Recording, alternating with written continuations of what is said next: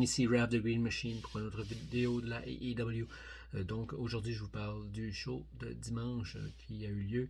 Donc le show Revolution. Je sais, on est mardi pardon. Et je suis en retard, mais c'est pas grave. Donc je sais pas si vous avez écouté, mais c'est un show absolument malade. Moi, du début à la fin, je l'ai vraiment aimé. Donc, en premier lieu, on a eu Chris Jericho contre Eddie Kingston. Un super match. Selon certains, le meilleur match de Chris Jericho à la AEW. À vous d'en juger. Moi, j'ai aimé vraiment ce combat-là. À la fin, un peu dommage que Chris Jericho n'a pas serré la main de Eddie Kingston parce qu'il lui avait dit bon, si tu es capable de me battre dans ce combat-là, ben je vais te serrer la main et je vais te dire que je te respecte. Mais non, à la fin, il a dit non, je suis pas capable, je peux pas. Il est parti, puis et c'est ça. Assez décevant, assez plate. Donc, pour le premier match, c'était ça. Deuxième combat, on a eu droit au combat pour la ceinture par équipe détenue par Jungle Boy et Luchasaurus, donc contre The Young Bucks et Red Dragon. Si je me trompe pas, Red Dragon. Un super combat. Je m'attendais à ce que ce soit peut-être The Young Bucks qui finissent avec la ceinture. Mais jusqu'à la toute fin, il y a eu des rebondissements et c'était vraiment un combat très bien fait. Et qui a gagné? Ben, Luchasaurus et Jungle Boy ont gardé leur ceinture après ce combat. On a eu ici le combat Jade Cargill contre Ty Conti. Ty Conti c'est une lutteuse disons, féminine. Elle est exceptionnelle, elle est bonne, elle a beaucoup de potentiel, pardon. Mais puis elle a offert une performance assez extraordinaire contre Jade Cargill. Mais il faut s'admettre que Jade Cargill était à mesure que le combat avançait d'un meilleur calibre que Ty Conti. Et elle garde sa fiche 29 victoires, 0 défaites depuis son arrivée à la AEW. Aussi, on a eu le combat Britt Baker versus Thunder Rosa. Je ne sais pas si vous aviez entendu, mais il y a des rumeurs par rapport à ce que Thunder Rosa était blessé. Puis sur une page Facebook que je suis, la AEW Québec, pardon. Les rumeurs se sont confirmées, donc une personne m'a expliqué que la fin du combat a été changée puisqu'elle était blessée, donc c'est pour ça que c'est Britt Baker qui a gardé sa ceinture. Est-ce que la ceinture aurait changé de personne si Thunder Rosa n'aurait pas été blessé? Peut-être. Mais ce n'est que partie remise, pardon. Mais là, je sais que Thunder Rosa va affronter. J'ai un fucking blanc. Layla Hirsch. Donc, si Thunder Rosa gagne, ben c'est un autre combat contre Britt Baker. Donc, ça. Donc, là aussi, et comme à son habitude, ben, Britt Baker a deux helpers qui font tout pour nuire à la lutteuse qui se bat contre Britt. Fait que c'est ça. Donc, Britt a gagné et gardé sa ceinture. Quand même un très bon combat aussi. J'ai vraiment apprécié ce combat-là. J'ai sauté au combat féminin. J'ai passé le combat, le ladder match avec Wardlow, Keith Lee, Powerhouse Hobbs, Orange Cassidy, Christian Cage, Ricky Stark. Le combat, wow! Il y avait trois mastodontes, les trois autres étaient de calibre, de poids moyen. Mais wow! On a eu une petite visite de Danhausen qui a fait un peu Il a jeté un sort à Ricky Stark pendant qu'il était dans l'échelle. Ça, c'est juste un petit bout. Il est parti. Ça n'a pas tout l'effet qu'il devrait, qu'il devait faire. En tout cas, il devait avoir, mais c'est pas grave. Puis non, c'était un combat super cool, super intéressant du début à la fin. Des poids lourds vont dire que à la AEW, il n'y en a pas, 20, mais ceux qui sont là, c'est des bêtes, c'est des brutes. Et à la fin, Wardlow a réussi à gagner, à aller chercher l'anneau doré qui était accroché en haut. Donc, c'est lui qui va affronter soit Sammy Guevara ou Scorpio Sky qui s'affrontent mercredi, donc demain. Donc, que ce soit Sammy ou que ce soit Scorpio Sky, honnêtement, contre Wardlow, j'ai comme le.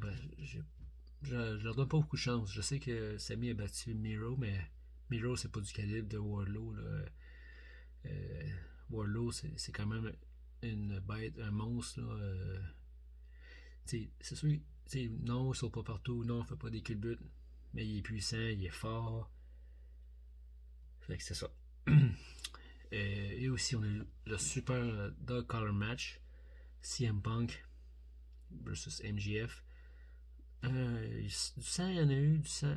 Ouais, il y a eu pas mal de sang dans celle-là aussi. Des coups de chaîne, des, des étranglements, des projections. C'était un. Et CM Punk est entré en scène avec la chanson, son entrance qu'il y avait quand il était à la Ring of Honor. Donc, un petit clin d'œil. Au début, on a eu comme un. C'était comme sombre, un petit peu de fumée, un effet de fumée. Même MJF était dans le coin, puis il savait pas ce qui se passait, il se demandait, puis ça est arrivé. Fait qu'il y a vraiment un combat extraordinaire. Puis un moment vers la fin du combat, MJF est comme, on dirait qu'il est comme, il est désespéré, tu sais. Puis Wardlow, Wardlow, Wardlow. Là, il appelle Wardlow. Wardlow il arrive, habillé en costume. Mais on sait tous que là, MJF, ce qu'il veut, c'est Diamond Ring pour donner un coup sur la tête. CM Punk est triché encore une fois parce que. Puis je sais que MJF est extraordinaire, il est super beau micro et il n'a qu'à 25 ans. Il a 25 ans, là, on s'entend. Il est super bon, j'enlèverai. Il y a du talent, il y a du potentiel, mais c'est toujours une façon de tricher par quelque façon que ce soit. Je sais que c'est dans le personnage, je dis tout ça, mais en tout cas. Fait que Wardlow arrive, mais là, MJF, il fait. Je cherche dans ses poches, je cherche dans la poche là. Fait que les arrête MJF, tu sais. Comment ça, t'as pas la. Comment ça. Fait que là, ben. C'est Punk qui arrive en arrière, tire sur la chaîne, fait une passe, paf. Puis là, fait que MJF tombe dans le tas de punaises qui étaient. Les punaises, mais. Ouais, les punaises qui étaient sur le ring. Fait que là, MJF se tord de douleur. Puis là, Wardlow était dans cette poche-là. Il sort la bague, il la met sur le ring. Et ce qui est arrivé, ben, CM Punk a pris la bague, l'a mis à son doigt. Bang! Sur la tête. 1, 2, 3, fini.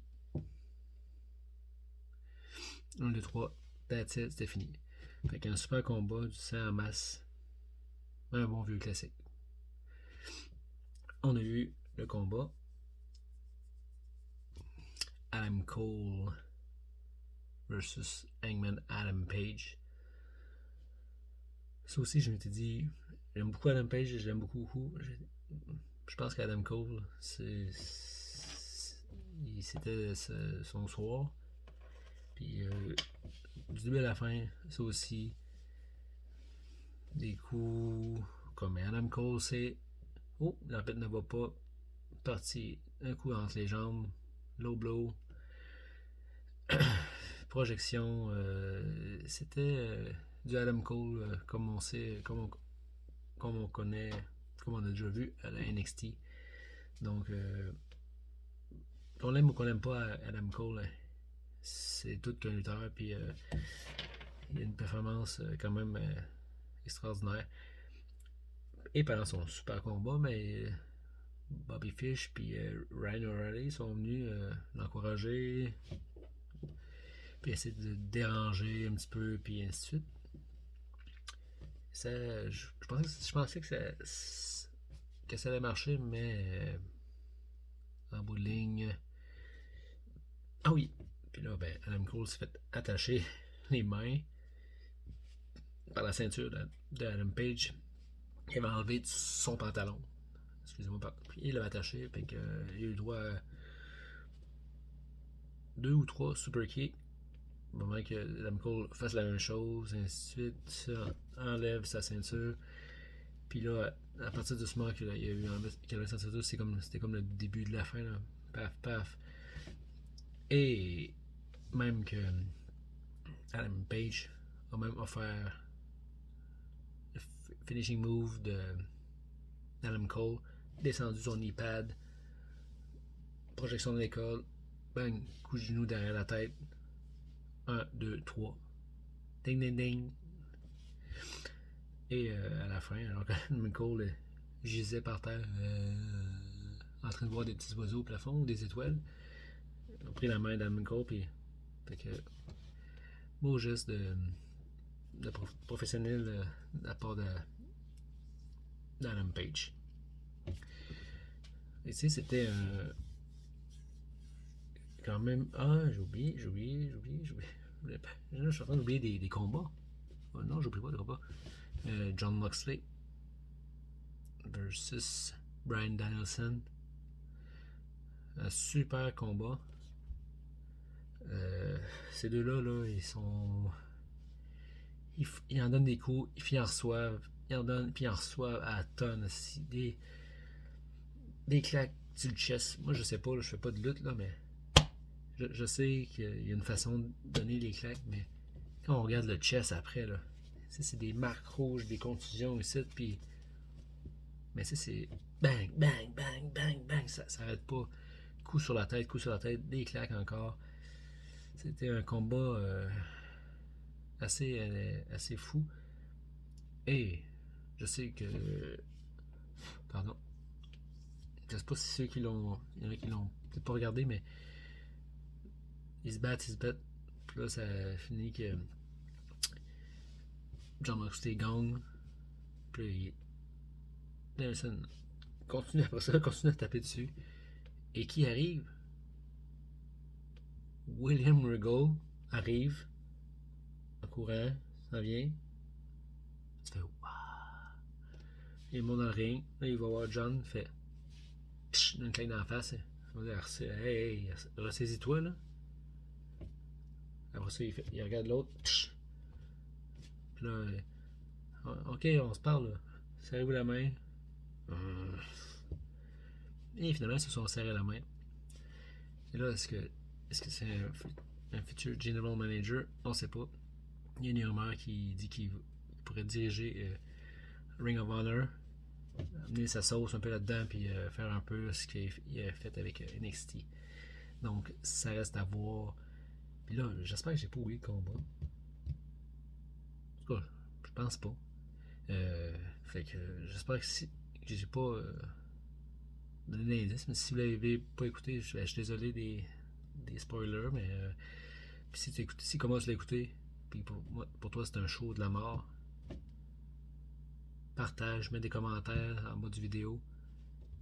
Moi, en tout cas, j'ai vraiment adoré, puis j'ai déjà hâte à mercredi pour savoir qui Wardlow, à qui Wardlow va Carlson voler. Soit Sami ou Scorpio Sky. Et peut-être la venue de Jeff Hardy, on sait pas. Sa clause finit demain, qui est le 9. Est-ce qu'il va être là? On va voir ça, demain. Sur ce, ciao! Bye!